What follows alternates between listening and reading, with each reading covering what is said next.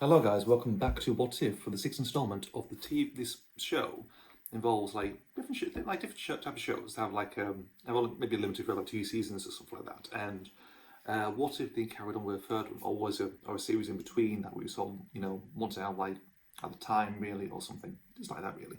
So in this installment, we'll look at Oakie Doke, series 3 from 2000.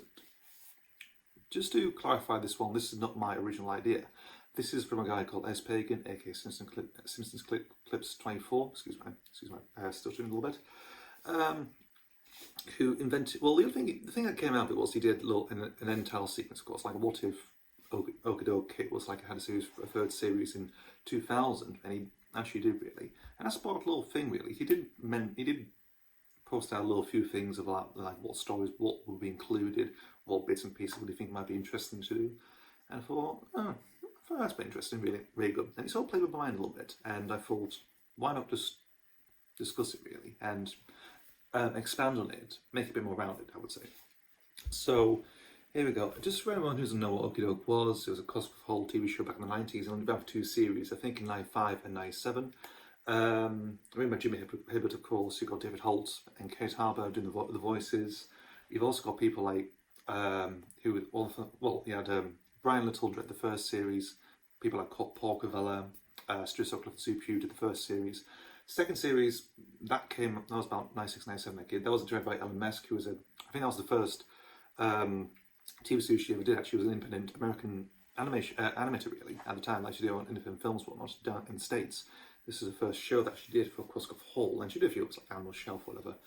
And not only you had Paul Cavella returning, you had Monica McCartney, Tim Collins, and Matt Palmer as well, and maybe there's another one like Sarah Davis, I think, as well on there. But this third one would have been directed by Chris Taylor, so it would have been very much like Noddy's Twilight Adventures Series 4, very much. Similar type of style, just like maybe the same music background you would, same voice cast as well, with one addition, which would have been Jimmy Hibbert, actually. So obviously, Chris Taylor directing, of course. You would have got like people, animators like Monica McCartney returning, Lucy Gale, Justin Exley, Peter Dodd, Lisa Goddard.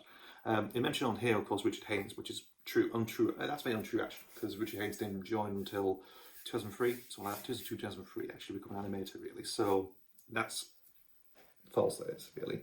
But he would have featured some of those really, or maybe Barry Purvis, I don't know. And also directed by Chris Taylor as well. One thing that Ellis mentioned on this video, on this thing as well, that Jimmy Hibbert might be the narrator as well, which I don't buy it. I mean, Oakie Doke doesn't work as a narrator, like with a narrator. I don't know where he gets that from. It's a bit of a stupid idea, really, to me, really. I don't know about everyone else, really, but it works as like your standard stop motion animation voice cast, 2 voice actors, whatever. It works, it does. I don't need a bloody narrator to make it simplified, whatever. So there we go. So Jimmy Hibbert as part of the voice cast, of course, with Holt and Harbour. Perfect. Seems perfect idea, really, because he's on every Cosgrove Hall anyway. So he's done about 8 stories on this film, like the first 8 episodes, really, and I had to really fill in the blanks for the last 5, really, which was a very difficult thing to do. But there we go. So for episode 1 is Oakie Doke and the Naughty Foxes, and he's put little summaries as well. So Felix and Freya, the foxes move into Oakie Hollows. And at the same time, tricks are being played on the rest of the woodland folk. But the foxes had something to do with it. Or do with this, really. So there we go, that's episode 1. We introduced 2 foxes. Felix and Freya. They would have been, I think Jimmy Hibbert might have voiced them, of course, Kate Harbour as well. Or David Holt, really. We're not too sure. Episode 2 is Oakie Doke and the Wise Badger.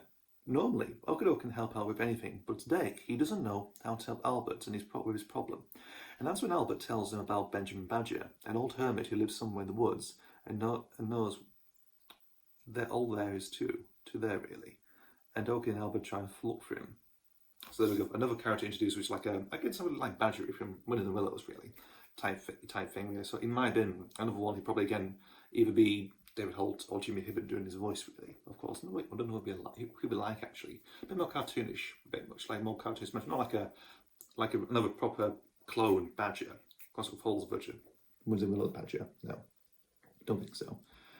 Episode 3 is Oakie Doke and the Mouse Boat. While helping out the Corncrackers, Oakie Doke finds out that Snootin' Root's Uncle Harold was a boat builder.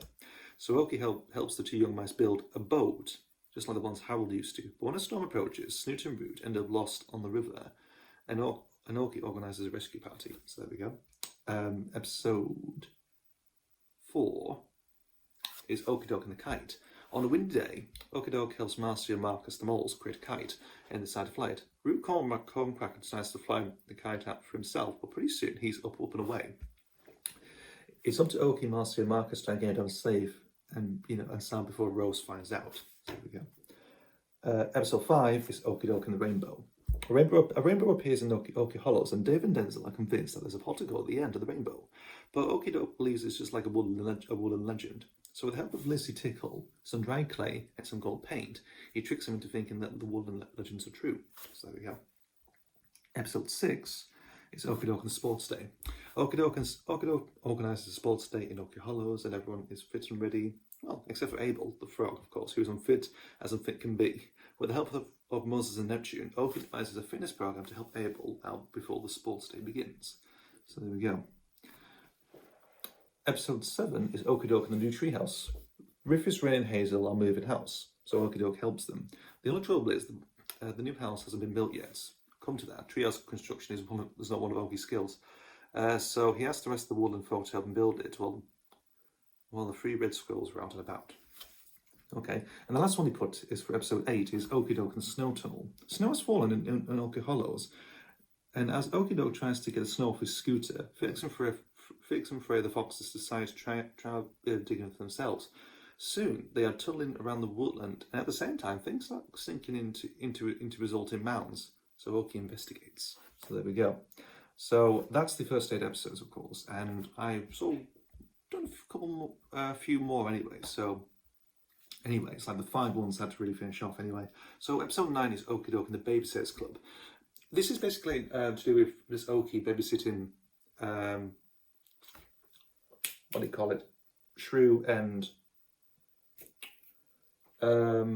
Hazel, really much with Root as well. So like Oakie and Root is looking after two babies really for the day. Really, that's the sort of thing, and sort of ends up, kids go missing or what often Shrew just goes missing really, to be honest, and that sort of thing, in the hands of the care-all, like he's distracted whatnot type thing. Episode 10 is Oakie Doke and the Yo-Yo. So Oakie again finds a yo-yo in his tree house, whatever, in his house, whatever. Brings it down, shows it to the youngsters, of course, and thinks, we'll have competition, whatnot, and maybe plan to do tricks and whatnot, and probably obviously Dave and Denzel, and maybe to some extent the foxes as well, probably try and, interfere really in that way.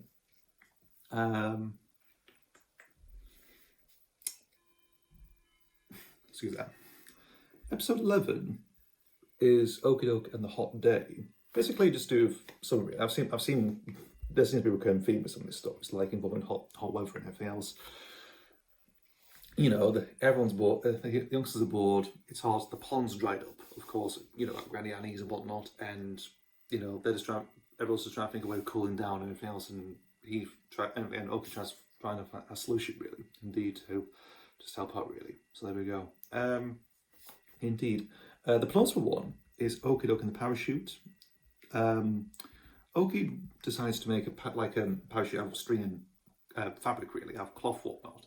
And rather to be safe, he uses the youngsters' toys as well as a demonstration. So they go up to his treehouse and drop them off. I've done this a few times many years ago, back in as a village tradition it was at the time. I don't know if it still is now.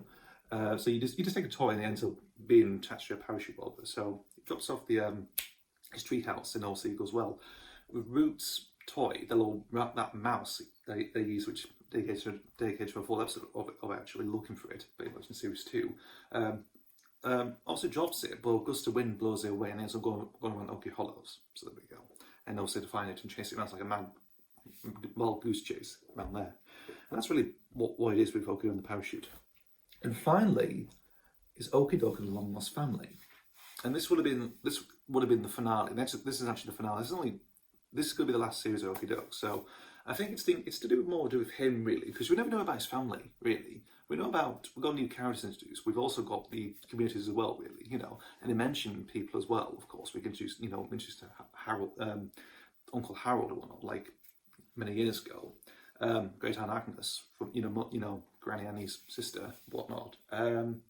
We never know about the Dokes.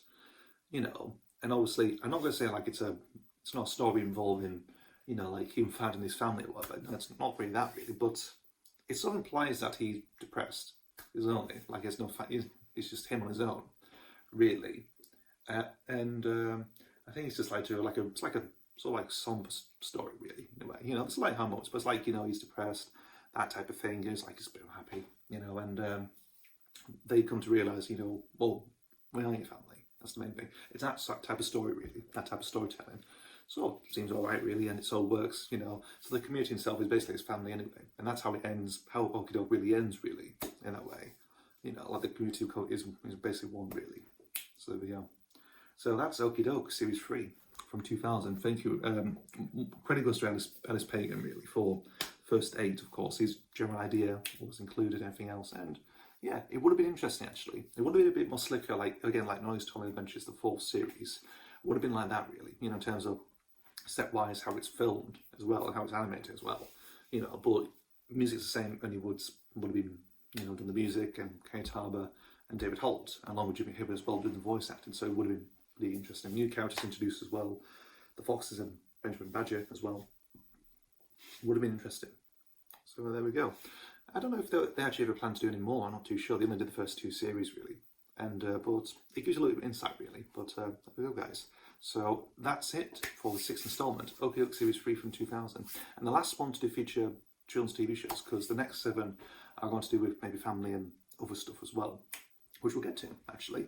So hopefully you might stick around, see what you think anyway, but comment down below if you have any ideas for other shows or whatnot. If you have your own ideas for Oakie Doke episodes or anything else, just comment down below. Any ideas? I'd like to see your replies, any of you, really. So there we go. Alright guys, see you later.